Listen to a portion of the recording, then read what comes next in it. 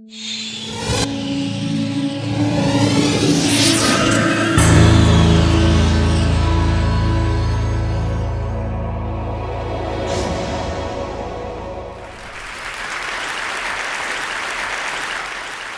Academy is most known for its collection of videos. So before I go any farther, let me show you a little bit of a montage. So the hypotenuse is now going to be 5. This animal's fossils are only found in this area of South America, a nice clean band here, and this part of Africa. We could integrate over the surface, and the notation usually is a capital sigma. National Assembly, they create the Committee of Public Safety, which sounds like a very nice committee. Notice this is an aldehyde, and it's an alcohol. Start differentiating into effector and memory cells. A galaxy. Hey, there's another galaxy. Oh, look, there's another galaxy. And for dollars is their $30 million plus the $20 million from the American manufacturer. If this does not blow your mind, then you have no emotion.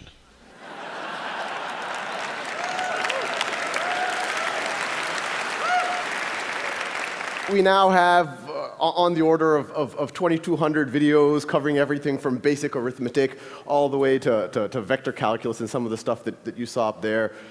We have a million students a month using the site, watching on the order of 100 to 200,000 videos a day. But what we're going to talk about in this is how we're going to the next level. But before I do that, I want to talk a little bit about really just how I got started. And some of y'all might know, about 5 years ago, I was an analyst at a hedge fund, and I was in Boston, and I was tutoring my cousins in New Orleans remotely. And I started putting the first YouTube videos up really just as kind of a nice-to-have, just kind of a supplement for my cousins, something that might, give them a refresher or something. And as soon as I put those first YouTube videos up, something interesting happened. Actually, a bunch of interesting things happened. The first was the feedback from my cousins. They told me that they preferred me on YouTube than in person.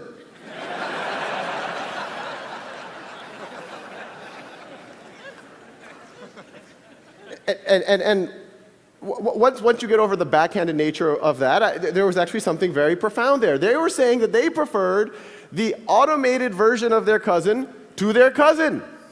At first, it's very unintuitive, but when you actually think about it from their point of view, it makes a ton of sense. You have this situation where now they can pause and repeat their cousin. Now they can, without feeling like they're wasting my time. They could, if they have to review something that they should have learned a couple of weeks ago or maybe a couple of years ago, they don't have to be embarrassed and ask their cousin. They can just watch those videos. If they're bored, they can go ahead. They can watch it at their own time, at their own pace. And probably the least appreciated, aspect of this is the notion that the very first time that you're trying to get your brain around a new concept, the very last thing you need is another human being saying, do you understand this? And that's what was happening with the interaction with my cousins before, and now they could just do it kind of in the intimacy of their own room. The other thing that happened is, I put them on YouTube just for the, I saw no reason to make it private, so I let other people watch it, and then people started stumbling on it, and I started getting some comments and some letters and all sorts of kind of feedback from random people around the world, and these are just a few. This is actually from one of the original calculus videos, and someone wrote just on YouTube, it was a YouTube comment, "First time I smiled doing a derivative." And let's pause here. This person did a derivative, and then they smiled. And then in response to that same comment, this is on the thread, you could go on YouTube and look at these comments, someone else wrote, same thing here. I actually got a natural high and a good mood for the entire day. Since I remember seeing all of this matrix text in class, and here I'm all like, I know Kung Fu. Let's see. And we got a lot of feedback along those lines. It's clearly it was helping people. But then as the viewership kept growing and kept growing, I started getting letters from people, and it was starting to become clear that it was actually more than just a nice to have. This is just an excerpt from one of those letters. My 12-year-old son has autism and has had a terrible time with math. We have tried everything, viewed everything, bought everything. We stumbled on your video on decimals, and it got through. Then we went on to the dreaded fractions. Again, he got it. We could not believe it. He is so excited. And so you can imagine, here I was, an analyst at a hedge fund. It was very strange for me to do something of social value. So,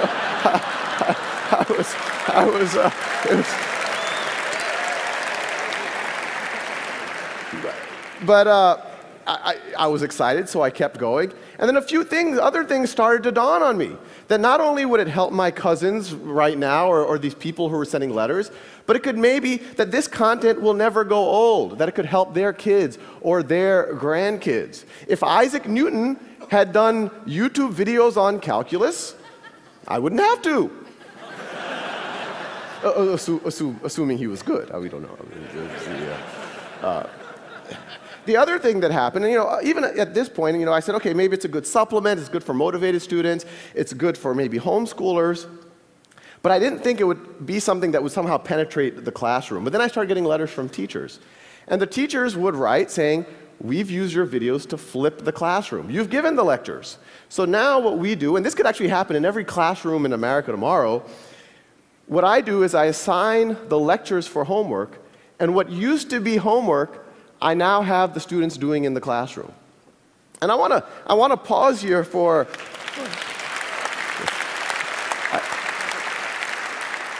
I want to pause here for a second because there's a couple of interesting things. One, when those teachers are doing that, there's the obvious benefit. There's the benefit that now their students can enjoy the videos in the way that my cousins did. They can pause, repeat at their own pace, at their own time. But the more interesting thing, and this is the unintuitive thing when you talk about technology in the classroom, by removing the one-size-fits-all lecture from the classroom and letting students have a self-paced lecture at home, and then when you go to the classroom, letting them do work, having the teacher walk around, having the peers actually be able to interact with each other, these teachers have used technology to humanize the classroom. They took a fundamentally dehumanizing experience, a bunch of 30 kids with their fingers on their lips, not allowed to interact with each other. A teacher, no matter how good, has to give this kind of one-size-fits-all lecture to 30 students, blank faces, slightly antagonistic, and now it's a human experience. Now they're actually interacting with each other. So once the Khan Academy kind of, I quit my job and we turned into a real organization, we're a not-for-profit, the question is, how do we take this to the next level? How do we take what those teachers were doing to their natural conclusion? And so what I'm showing over here, these are actual exercises that I started writing for my cousins. The ones I started were much more primitive. This is a kind of a more competent version of it. But the paradigm here is we'll generate as many questions as you need until you get that concept, until you get 10 in a row. And the Khan Academy videos are there. You get hints, the actual steps for that problem if you don't know how to do it. But the paradigm here, it seems like a very simple thing, 10 in a row, you move on.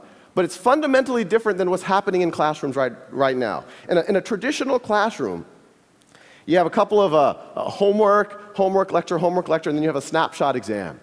And that exam, whether you get a 70%, an 80%, a 90%, or a 95%, the class moves on to the next topic.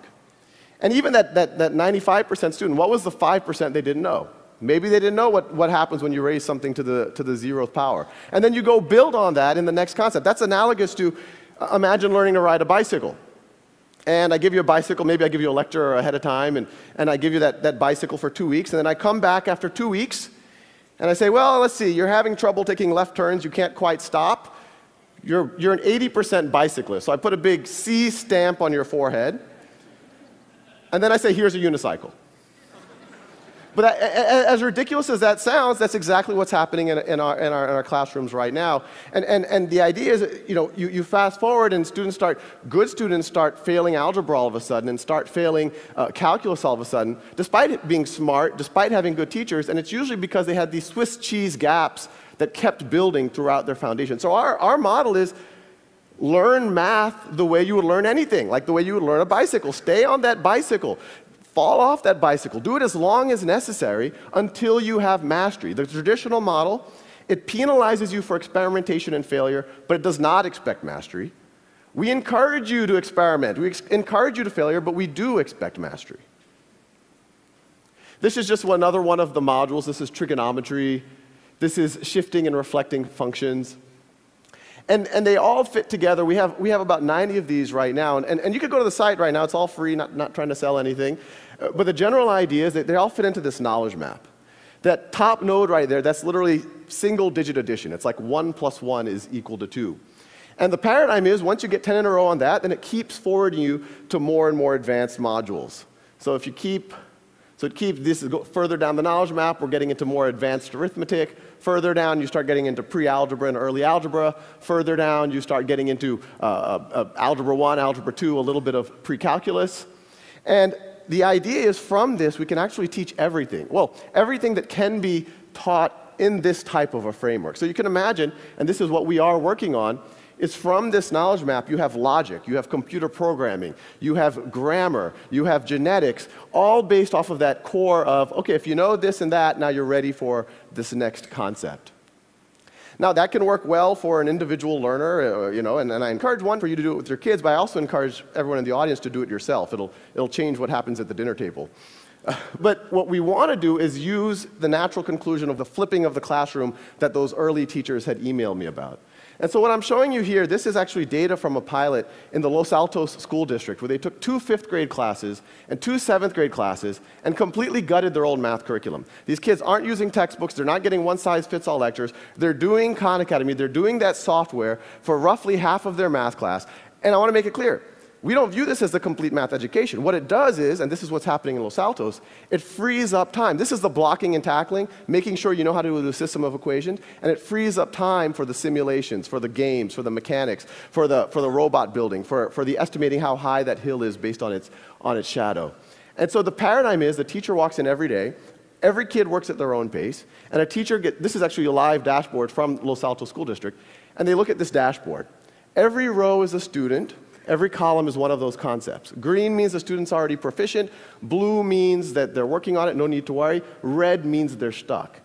And what the teacher does is literally just says, let me intervene on the red kids. Or even better, let me get one of the green kids who are already proficient in that concept to be the first line of attack and actually tutor their peer.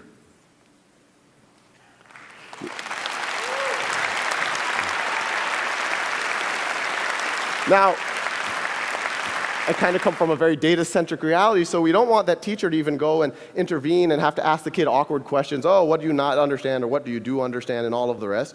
So our paradigm is to really arm the teachers with as much data as possible, really data that in almost any other field is expected if you're in finance or marketing or manufacturing. And so the teachers can actually diagnose what's wrong with the students so that they can make their interaction as productive as possible. So now the teachers know exactly what the students have been up to, how long they've been spending every day, what videos have they been watching, when did they pause the videos, what did they stop watching, what exercises are they using, what have they been focused on. The outer circle shows what the exercises they're focused on. The inner circle shows the videos they're focused on.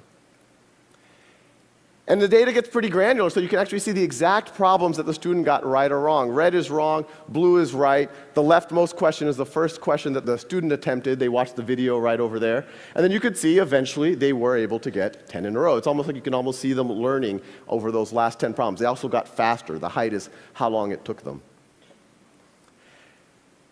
So, when you talk about self-paced learning, it makes sense for everyone. In education speak, differentiated learning. But it's kind of crazy what happens when you actually see it in a classroom. Because every time we've done this, in every classroom we've done, over and over again, if you go 5 days into it, there's a group of kids who've raced ahead, and there's a group of kids who are a little bit slower. And in a traditional model, if you did a snapshot assessment, you say, oh, these are the gifted kids, these are the slow kids. Maybe they should be tracked differently. Maybe we should put them in different classes. But when you let every student work at their own pace, and we see it over and over and over again, you see students who took a little bit extra time on one concept or the other, but once they get through that concept, they just race ahead. And so the same kids that you thought were slow 6 weeks ago, you now would think are gifted. And we're seeing it over and over and over again. And it makes you really wonder kind of how much all of the labels, maybe a lot of us have benefited from, were really just due to a coincidence of time. Now, as valuable as something like this is in a district like Los Altos, our goal is to use technology to humanize, not just in Los Altos, but kind of on a global scale, what's happening in education. And actually, that kind of brings an interesting point, is that a lot of the effort in humanizing the classroom is focused on student-to-teacher ratios. In our mind, the relevant metric is student to valuable human time with the teacher ratio. So in a traditional model, most of the teacher's time is spent doing lectures and grading tests and whatnot. Maybe 5% of their time is actually sitting next to students and actually working with them. Now 100% of their time is. So once again, using technology, not just flipping the classroom, you're humanizing the classroom, I'd argue, by a factor of 5 or 10. And as valuable as it is in Los Altos, imagine what that does to the adult learner who's embarrassed to go back and learn stuff that they should have known before going back to college. Imagine what it does to a street kid in Calcutta who has to help his family during the day, and that's the reason why he or she can't go to school. Now they can spend 2 hours a day and remediate or get up to speed and not feel embarrassed about what they do or don't know. Now imagine what happens where, we talked about the peers teaching each other inside of a classroom, but this is all one system. There's no reason why you can't have that peer-to-peer tutoring beyond that one classroom. Imagine what happens if that student in Calcutta all of a sudden can tutor your son, or your son can tutor that kid in Calcutta. And I think what you'll see emerging is this notion of a global one-world classroom. And that's essentially what we're trying to build. Thank you.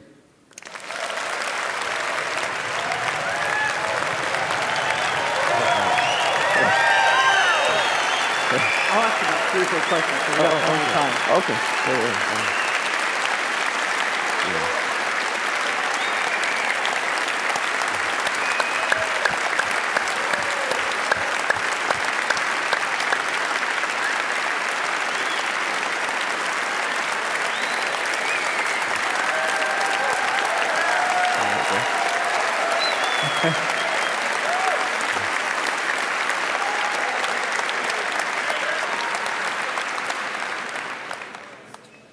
I've seen some things you're doing in the system that have to do with motivation and feedback, energy points, merit badges. Tell me what you're thinking there. Oh yeah, no, we have an awesome team working on it. It's not, and I have to make it clear, it's not just me anymore. I'm still doing all the videos. We have a kind of a rock star team doing the software. Yeah, we've put a bunch of game mechanics in there where you get these badges. We're going to start having leaderboards by areas, and you get points. And it's actually been pretty interesting. Just the wording of the badging or how many points you get for doing something, we see on a system-wide basis like tens of thousands of like 5th graders or 6th graders going one direction or another depending on what badge you give them. And the collaboration you're doing with Los Altos, how did that come about? Yeah, no, Los Altos has been it was kind of crazy. They once again, I didn't expect it to be used in classrooms. Someone from their board came and said, oh, what would you do if you had carte blanche in a classroom? And I said, well, I would just, every student work at their own pace on something like this. We'd give a dashboard, and they said, oh, this is kind of radical. We have to think about it. And me and the rest of the team were like, oh, they're never going to want to do this. But literally the next day, they're like, can you start in 2 weeks? And so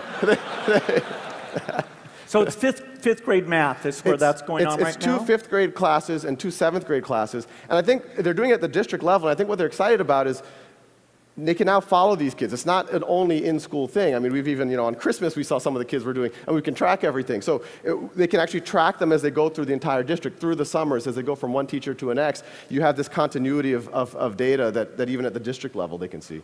So some of those views we saw were for the teacher to go in and track actually what's going on with those kids. So you're getting feedback on those teacher views to see what they think they need? Oh yeah, actually, most of those were kind of specs by the teachers. We made some of those for students so they could see their data, but we have a very tight design loop with the teachers themselves, and they're literally saying, hey, this is nice, but I like that focus graph. A lot of students said, a lot of the teachers said, I have a feeling that a lot of the kids are jumping around and not focusing on one topic, so we made that focus diagram for them. So it's all been teacher driven. It's been pretty crazy. Is this ready for prime time? Do you think a lot of classes next school year should try this thing out? Yeah, it's ready. We got 1 million people on the site already, so we can handle a few more, and no reason why it really can't happen in every classroom in America tomorrow.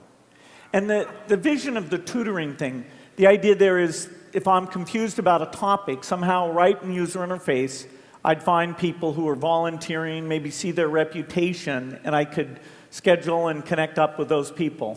Absolutely, and, and this is something that I recommend everyone in this audience to do is those dashboards that teachers have, you can go log in right now and you can essentially become a coach for your kids, your nephews, your cousins, or maybe some kids at the Boys and Girls Club. And yeah, you can start becoming a mentor or tutor really immediately, but yeah, it's all there. Well, it's amazing. I think you've just got a glimpse of the future of education. Thank you. Oh, thank you.